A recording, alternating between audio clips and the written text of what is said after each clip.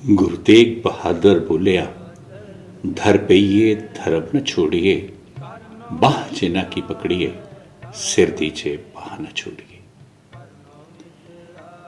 नौवें पातशाह धन धन श्री गुरु तेग बहादुर साहब आनंदपुर साहब की पावन धरती ते बैठे गहरी सोच दे विच,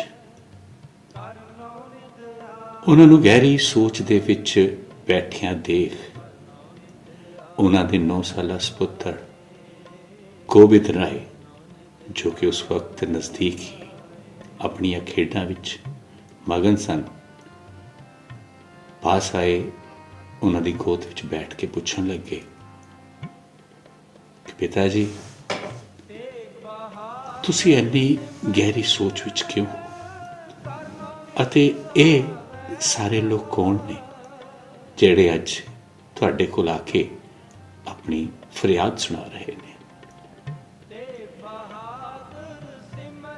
गुरु तेग बहादुर साहब ने सोच दे विचों बाहर निकलदियां पुत्र नूं कहा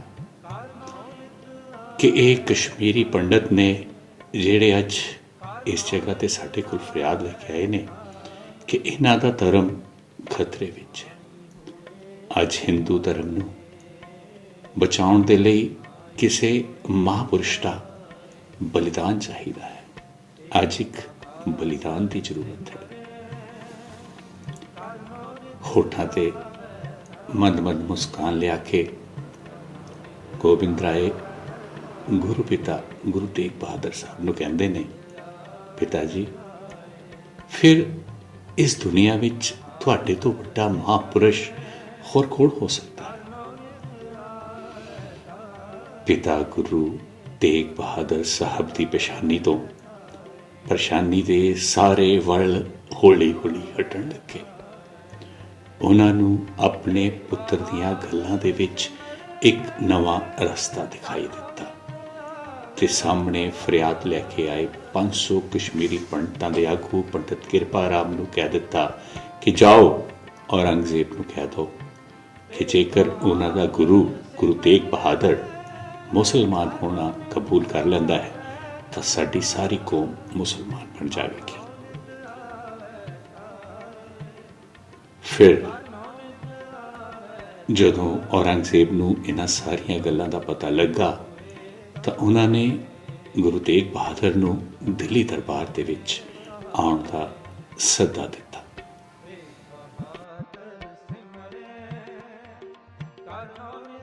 गुरु तेग बहादुर साहब अपने कुछ सिखां नूं नाल लेके बादशाह औरंगजेब दे कोल दिल्ली पहुंच गए, जिथे कई तसीहे देण तो बाद उन्होंने उन्हां दा शीश उन्हां दे धड़ तो अलग करके शहादत दा जाम पिला दिता गया। धन धन साहिब गुरु तेग बहादुर साहब जी का अज पावन शहीदी दिहाड़ा है, जिसनों समुची कौम बड़े फख्र दे नाल दुनिया भर दे विच मना रही है। इसे कड़ी दे विच अज साहिब श्री गुरु तेग बहादुर साहब जी का 346वां शहीदी दिहाड़ा आनंदपुर साहब दे पावन गुरुद्वारा साहब गुरुद्वारा सीसगंज साहब दे विच भी बड़ी शरधा ते धूमधाम के नाल मनाया गया। ये पावन गुरुद्वारा वो गुरुद्वारा साहब है जदों दिल्ली के चांदनी चौक के विच साहिब श्री गुरु तेग बहादुर साहब जी के शीश नूं धड़ तो अलग कर दिता गया तो उन्होंने शहादत शुदा शीश नूं भाई जैता जी चुक के कीरतपुर साहब लैके आ गए।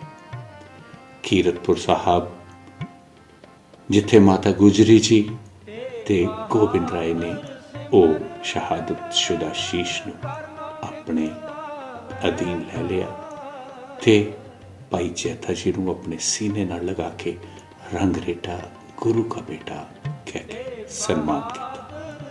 फिर एक नगर कीर्तन दे राही उस शहादत शुदा शीश नूं आनंदपुर साहब की धरती तक लिया गया, जिथे उन्हां दे शहादत शुदा सीस का संस्कार कर दिता गया। अज उस अस्थान ते ਗੁਰਦੁਆਰਾ ਸੀਸਗੰਜ ਸਾਹਿਬ ਸੁਸ਼ੋਭਿਤ ਹੈ।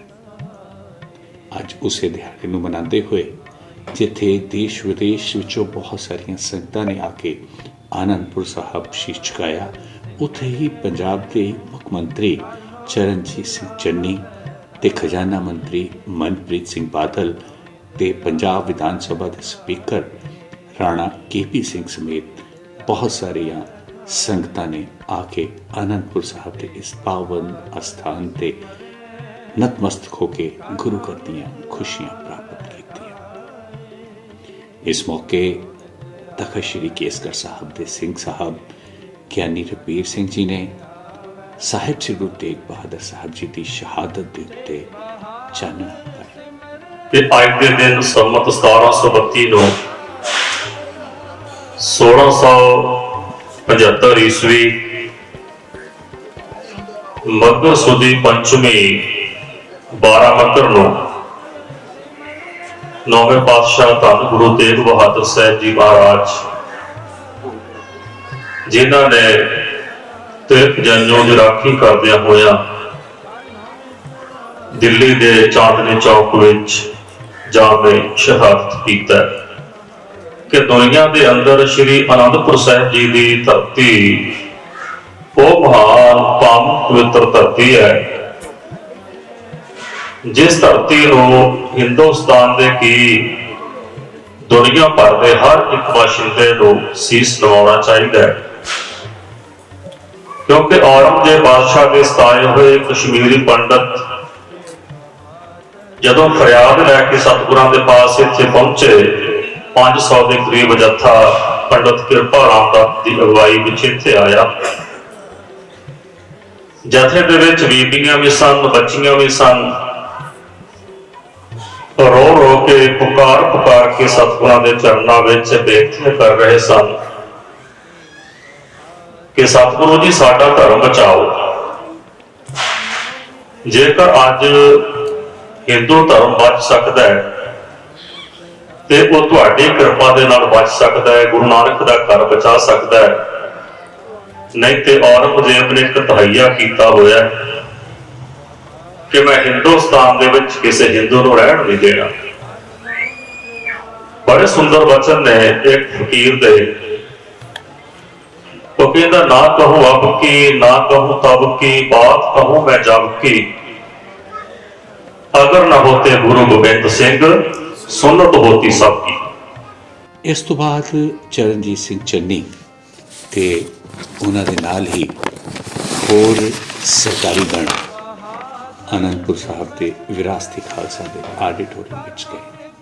ਆਡੀਟੋਰੀਅਮ ਵਿੱਚ ਜਾਣ ਤੋਂ ਪਹਿਲਾਂ ਵਿਰਾਸਤੀ ਖਾਲਸਾ ਵਿੱਚ ਸਾਹਿਬ ਸ੍ਰੀ ਗੁਰੂ ਗ੍ਰੰਥ ਸਾਹਿਬ ਜੀ ਦੇ ਰੱਖੇ ਗਏ ਅਖੰਡ ਪਾਠ ਸਾਹਿਬ ਦੇ ਭੋਗਾਂ ਦੇ ਵਿੱਚ ਵੀ ਉਹਨਾਂ ਨੇ ਸ਼ਮੂਲੀਅਤ ਕੀਤੀ।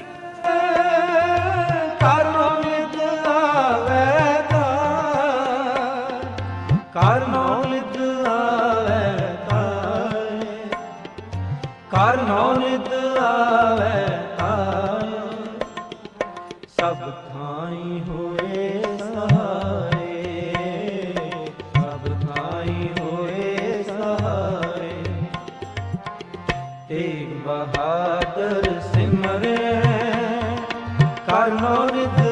ਵਿਰਾਸਤੀ ਖਾਲਸਾ ਦੇ ਆਡੀਟੋਰੀਅਮ ਦੇ ਵਿੱਚ ਜਿੱਥੇ ਰਾਣਾ KP ਸਿੰਘ ਜੀ ਨੇ ਸ਼੍ਰੀ ਗੁਰੂ ਤੇਗ ਬਹਾਦਰ ਸਾਹਿਬ ਨੂੰ ਸ਼ਰਧਾ ਸੁਮਨ ਭੇਟ ਕੀਤੇ, ਉੱਥੇ ਹੀ ਚਰਨਜੀਤ ਸਿੰਘ ਚੰਨੀ ਨੇ ਸਾਹਿਬ ਸ੍ਰੀ ਗੁਰੂ ਤੇਗ ਬਹਾਦਰ ਸਾਹਿਬ ਜੀ ਦੀ ਜੀਵਨੀ ਦੇ ਉੱਤੇ ਚਾਨਣਾ ਪਾਉਂਦੇ ਉਹਨਾਂ ਦੀ ਸ਼ਹਾਦਤ ਨੂੰ ਪ੍ਰਣਾਮ ਕੀਤਾ। ਦਿੱਲੀ ਚੌਕ ਚਾਂਦਨੀ ਚ ਹੋਇਆ ਰਖਈਆ ਬੜਾ ਦੇਖਣ ਨੂੰ ਅੱਜ ਰਾਜ ਹੁੰਦਾ ਇਤਿਹਾਸ ਜੀ।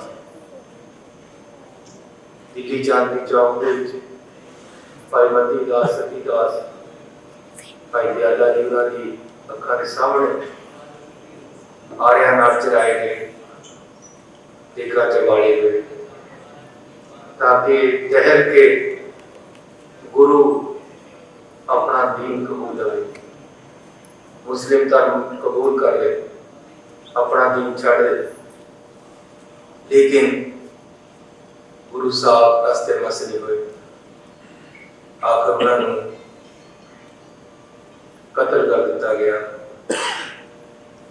ਇੱਕ ਹਨੇਰੀ ਚੱਲੀ ਲੱਖੀ ਸ਼ਾਹ ਵੰਜਾਰਾ ਪੂਰਾ ਦੀ ਦੇਹੀ ਚੱਕ ਲਿਆ। ਦੇਹੀ ਦਾ ਸੰਸਕਾਰ ਕਰਨ ਲਈ ਆਪਣੇ ਘਰ ਨੂੰ ਲਾਂਭੂ ਲਾਇਆ। ਭਾਈ ਜੈਤਾ ਸੀਸਪੁਰਾ ਦਾ ਬੁੱਕਲ ਵਿੱਚ ਉਠਾਇਆ। ਇਸ ਮੌਕੇ ਚਰਨਜੀਤ ਸਿੰਘ ਚੰਨੀ ਨੇ ਸ਼੍ਰੀ ਗੁਰੂ ਤੇਗ ਬਹਾਦਰ ਜੀ ਮਿਊਜ਼ੀਅਮ ਦਾ ਆਧੁਨਿਕੀਕਰਨ ਅਤੇ ਅਪਗ੍ਰੇਡੇਸ਼ਨ ਕਰਨ ਦਾ ਨੀਂਹ ਪੱਥਰ ਵੀ ਰੱਖਿਆ। ਇਸ ਦੇ ਨਾਲ ਨਾਲ ਭਾਈ ਜੈਤਾ ਜੀ ਦੀ ਯਾਦਾਸ਼ਤ ਦੇ ਦੂਸਰੇ ਫੇਜ਼ ਦੇ ਕੰਮਾਂ ਦਾ ਨੀਂਹ ਪੱਥਰ ਵੀ ਰੱਖਿਆ ਗਿਆ।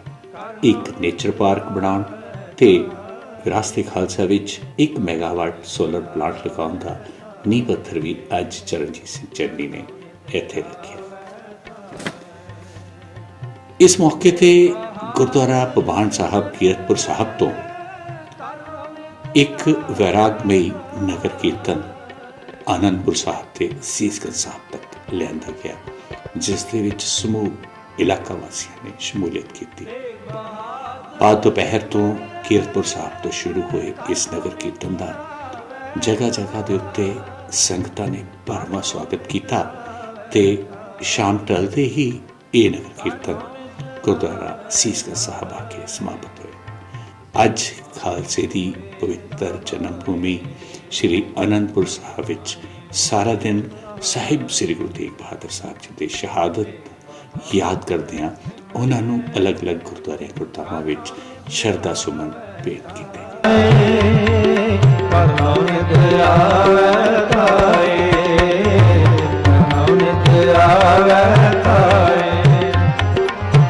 ਤੇਗ ਬਹਾਦਰ ਸਿਮਰੇ ਕਰਨਾ ਨਿਧ ਆਵੇ।